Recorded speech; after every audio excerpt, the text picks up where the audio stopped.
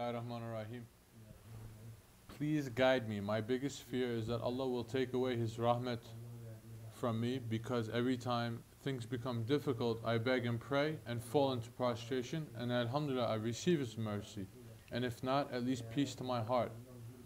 But then my ego makes me forget Allah's rahmat, and then I fail to keep my responsibilities. I do not like this habit of mine. Please guide me on how to remove this from me. Bismillah ar-Rahman ar-Rahim. Good. First step is to ask that question. Because when you ask that question, you're consulting.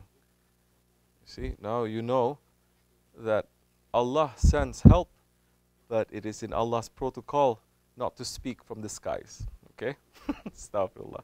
Never. He has done that, and He's not going to do that. He's going to send someone, always a person, to help you to overcome that difficulty. Now, we are weak. Yes, we are weak. We are putting ourselves into difficult situations by ourselves. We ask Allah for mercy. Allah forgives us. Then we forget and we fall back into the same trap over and over again.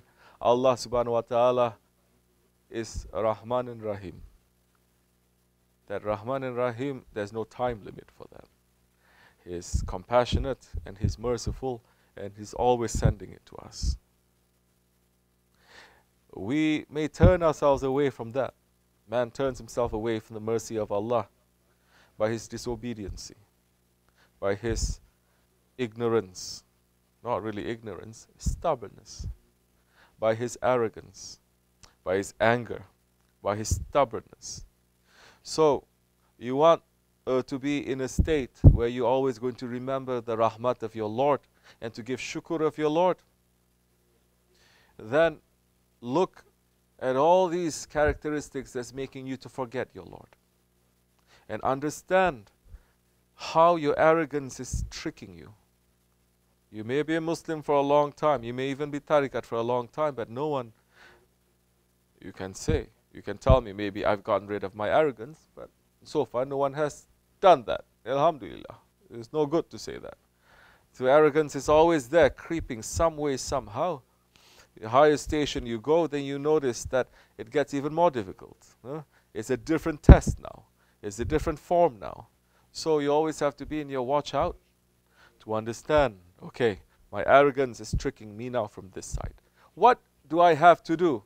Oh, I remember Shaykh is saying this, that when this happens, this is what you're going to do. So you're going to put a wall there. Your anger comes through the left side. What are you going to do? I remember Shaykh is saying, Allah is saying this. So I'm going to put another barricade there. Stubbornness is coming from the back. What are you going to do? You remember, Shaykh is saying, Prophet was saying this. So you're going to put all sorts of barricades and barriers to protect yourself. Then that's the time when you are going to remember your Lord more. There's the time, even if you are doing wrong, you're going to remember your Lord. You're going to ask His forgiveness, and you're going to ask for strength. And when that strength comes through consultation, through advice, through jama'at, then you're going to find, I cannot live without this. I need this. This is giving me strength and it's giving me my faith. I need this. This is not an option.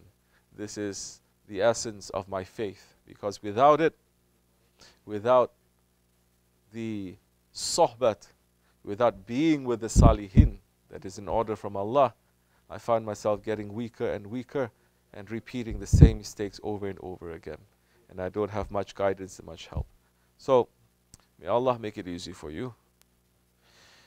The reason of us being here is to know these characteristics from our ego and to overcome them, to know the tricks and the traps of shaitan and how to beat these tricks and traps. As much sohbat association you have, more ammunition you have, more protection you have. And there's a time you also may say, I'm just going to do this, I'm not going to do so many things. I'm just going to do one thing. I'm going to keep myself busy with that. Then you'll find safety that way, inshallah.